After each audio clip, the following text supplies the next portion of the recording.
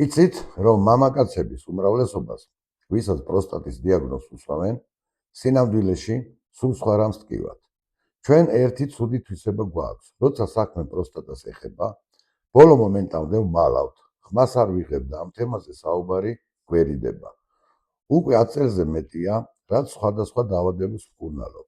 ჩემს პრაქტიკაში უამრავი რეალური შედეგი მაქვს და ძალიან ხშირად მეორდება ერთი და იგივე პრობლემა. მოდის მამაკაცი, რომელსაც ექიმმა პროსტატის დიაგნოზი დაუსვა. ჩემი შემოწმების შედეგად ვხედავ, რომ პროსტატა საერთოდ არაფერ შუაშია. სინამდვილეში პრობლემა შეიძლება სულ სხვაგან იყოს. მაგალითად, თირკმლიდან წამოსული ან შარდსასქესო სისტემის სხვა მიდამოდან.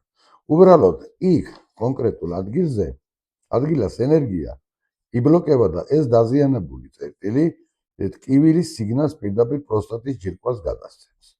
ანუ პროსტატა კი არ არის დაავადებული, ის უბრალოდ სხვა არსებულ პრობლემაზე რეაგირებს და ამ დარტყმას საკუთარ თავზე იღებს. როგორც მკურნალი, მე დაავადებას მხოლოდ ერთ კონკრეტულ ორგანოში არ ვეძებ.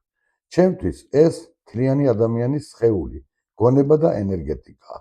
ხშირად მიზეზი ფიზიკურ სხეულში საერთოდ არ არის და ყველაფერი ფსიქოლოგიურ დარტყმიდან იწყება. ჩვენ სხეულში ყველაფერი ჯაჭვურია და თავარი ბალანსის აღდგენაა. ამიტომ თუ რაღაც გაწუხებთ, მკურნალობთ, ვერაფერი უშველეთ, მაშინ მიზეზს უფრო ღრმად ენერგეტიკულ დონეზე უნდა შევხედოთ.